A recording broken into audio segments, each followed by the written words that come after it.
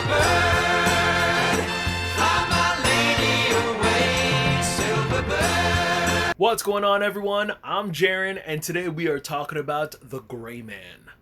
This movie is co-written and directed by Anthony and Joe Russo, who are responsible for Captain America the Winter Soldier / Civil War, as well as Avengers Infinity War / Endgame. It stars Ryan Gosling, Chris Evans, Ana de Armas, Jessica Henwick, Regé-Jean Page, and Billy Bob Thornton as we follow the CIA's most skilled operative who accidentally uncovers some dark agency secrets, then a former psychopathic colleague puts a bounty on his head, setting off a global manhunt with international assassins.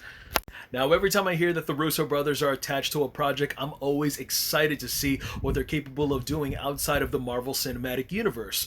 And we all know that they could do comedy with the way that they kickstarted their careers with shows like Community and Happy Endings, and then we were completely taken by surprise that they could do big blockbuster action scenes, like, starting off with Captain America the Winter Soldier through Avengers Endgame, no less.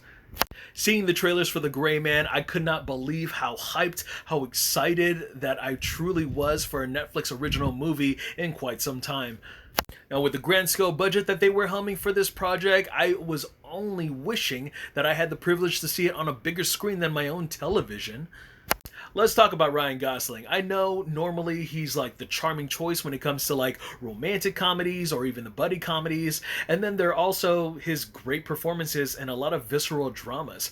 And every now and then we are blessed with him being the action hero when it comes to these type of blockbusters, in which case this is probably the most ripped Ryan Gosling and the most badass Ryan Gosling since Drive. Yep, I said it. Drive. That was a while. I'm not going to even count Blade Runner 2049 because, he was a replicant. He barely really showed any emotion, and then he got his ass handed to him a lot of times. But here, damn. I swear, when Chris Evans gets the opportunity to play a villain, there's always a sarcastic and cheeky asshole behind that clear-cut smile of his. Specifically here, he's got a trash stash, he's got some sharp one-liners, and his name is Lloyd. Can't get any douchier than that. He was a good adversary and played off the opposite of Gosling pretty well, and I really love that fountain fight scene in the ending. That was really cool, but I do admit that I wanted more of him. As weird as that sounds. Yeah, because with what was going on in the story, I felt like he got demoted to the two types of one-note villains that you would see in like the Bourne movies. Specifically, one would be the guy shouting out orders in the monitor room, and then there's the last resort field agent that finally gets up off his ass and is the guy that you don't fuck with. Ana de Armas, Jessica Henwick, Regé-Jean Page, and Billy Bob Thornton all played self-assertive, smart, and slick players in this movie, but their roles warranted more utilization. And that's not necessarily their fault, it's the script's fault. No, seriously, go ahead and strip all the visual and practical special effects in this movie, as well as the stunts and the talent, and you have yourself a basic, mediocre action thriller.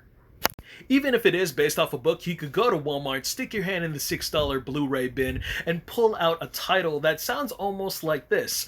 A dirty organization tries to get their hands on an encrypted chip / hard drive, and then our badass protagonist gains possession of it, and then the organization ends up sending out a bunch of assassins after him in order to dispatch him, causing mayhem and destruction all along the way.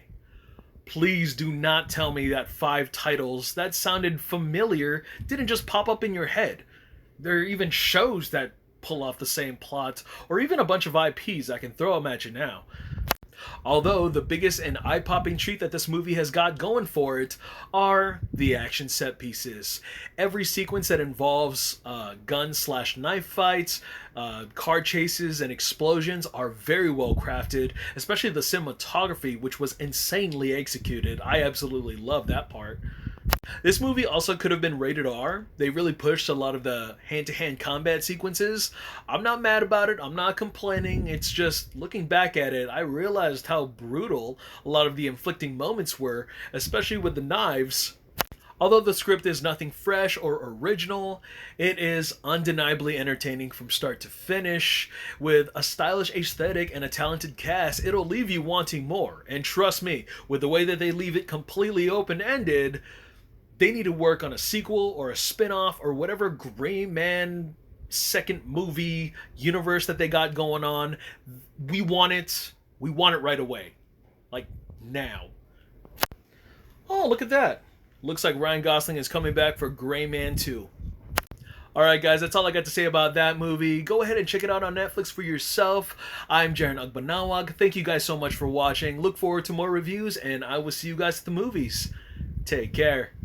Silver bird.